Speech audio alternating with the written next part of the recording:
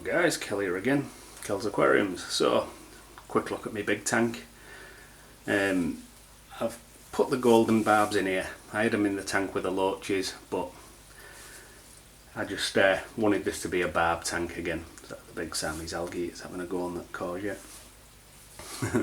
He's claimed it, look, he's fully on it, and he is the king of the tank. Found that out recently. So I put these goldies in, these golden barbs, and he went mental. Not straight away, but 2 days in, it was all good. They was all happy, was having a good time. And I went to the pub, had a few, came back. Water was just like cloudy, couldn't figure it out. You know, when you walk in, you expect your tank to look like this because it does all the time. And then bam, it's just cloudy as hell. And what I did, I had a wave maker in here, a Vortex P40 I think it is, and an Ecotech. And I came back in and he was going mental, the big lad at the bottom there. And he'd chased them new ones around. And one of them had ended up in the wave maker. I've had that three years-ish. Never had an issue, never had anything go near it before. And then, you know, you go out to the pub one night when everything's fine. And then you come back and one of your fish is just getting gently minced. So it was dead. And obviously with the stuff in the water, was it just gently getting shredded by the impeller. So yeah, that was nice to come back into half cut, having to try and deal with that. I mean, it was worse for the fish than me, I suppose, but you know, you get what you get, don't you? So yeah, I've had that issue, but he's calmed right down now, they're all fine again. But say, if he'd have done it straight away, I'd have probably got it, but he did it a couple of days in, and then he's been fine ever since. But I've got a feeling they maybe went for his courgette, and he don't play that, he don't mess about. I'm hoping you can see on that that plant there, there's a million ottos. They're in a million. It's a mild exaggeration. There's at least 4, maybe 5, just all chilling on there. So yeah, so other than that, so what I've done is I've taken the wave maker fully out. Didn't really need it. The pump what's in there is a Vectra M1. I think it's about 7,500 litres an hour pump. So what I've done is just made it so that is just running a bit faster. And I say it's keeping me, everything's fine. There's no issues. That's a shrimp on that bit of wood at the back. Everything's going well now. So that's good. I say I've moved the mollies out of here, in case you've seen my other videos recently. There was mollies in here, and put it back to just barbs. So there's, and well, I say just barbs. There's that big Siamese alligator, pardon me, an Ancistrus, a load of Corridorus,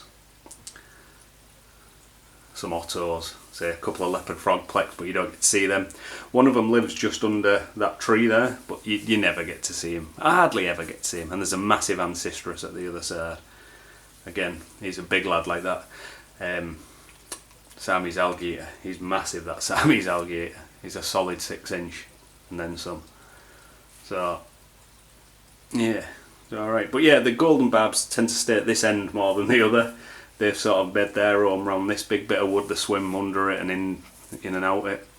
And the Odessas and the black rubies tend to like this side better. Don't know why, they just do.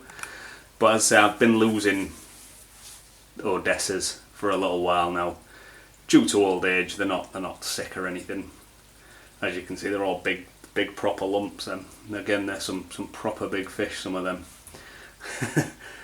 They've grown big and strong, but they're just getting on. So that's why the goldens have gone in. So I'm keeping it Barbie. I'm gonna either, I don't think I'll put Odessas back in, but I'll probably put more black rubies in. So there's 11 golden barbs in. I don't know how many Odessas. There was 36 originally. There's still a good few, as you can see. And I think there was 18 or 24 black rubies. No, there was 18. So there's still 18 of them. I haven't ever lost one of them. But yeah, I think I've got 7 ottos in there, all in. Let's say 15 or so cories. All bronze cories, but some of them are albino bronzes. So I'm hoping to get a video done of my brother's tank. I've been scaping that recently because he weighs, got 180 litre bore front. And he wanted it to be a really heavily planted tank because he'd seen a couple in a shop and they looked really good, and he said, could we do that?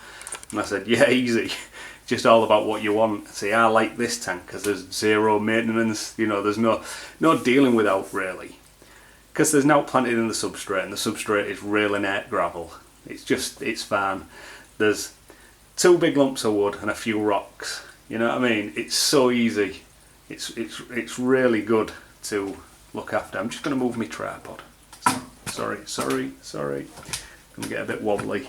I've only got a tripod because I've done this video and I watched it back and it was horrific. It actually made me sick watching it. So I thought I'd best get the tripod out. So yeah, it's going well, as you can see. Let's have a little look at the fish. Just been gentle. I say me pump's on like a ramp sort of scale, so it starts, you know, really fast, and this from about 4 o'clock it winds down to about half power at about 4 o'clock, so probably about 1,500 to 2,000 litres an hour, and then it ramps back up again to about 4,000 by the end of the day. That's it, all the fish are fine, they all love it. So, but yeah, got another piece of kit out the mix and just using the pump, you know, more to what it's meant to be doing. Yeah, you can maybe see there, right in the centre, that Odessa is getting a bit fat and looks like dropsy, but it's sort of, just as it gets old, it's basically its organs not working as good as they used to, and they get a bit fat and knackered, and then, you know, like we all do when we get old generally, get a bit fat and knackered and then drop dead. But yeah, very happy. So water quality is not too bad, you know, clarity, quality is fine. So there's a massive sump under there with moving beds and all sorts. But yeah,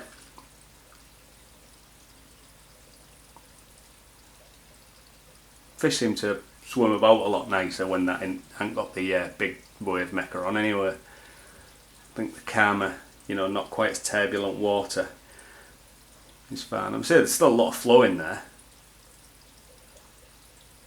but it's just a bit different than it used to be. I did try putting a random flow generator on the outflow, but I didn't like it. I got one, I put it on, it cost like a tenner, so worth a punt. It's always there if I ever do want to do it. So the thing with this hobby, you end up with all the kit in the world in a cupboard somewhere, or sheds like I have. Sheds with nothing but this stuff in. But anyway, I'm going to leave it there. I've been on for way longer than I wanted to, but I say I'm hoping to get some decent. I'm hoping using this camera is a bit better quality than my normal ones with a phone and everything. So I didn't put a zoom lens on. That was my only downfall. So I'm not going to do a video of the mollies in the molly tank, just because, again, the black mollies and it's a black background and you can barely see them. They're like invisible. Same as the babies. Oh, it's killing me. So what I'm going to do is I'm going to try and put some other mollies in there and just have like a bit of a live bearer tank. Mostly mollies, if not just entirely mollies, but might put some different ones in. He's getting right on that, isn't he? That's why he's so fat. Anyway, thanks for watching. Bye.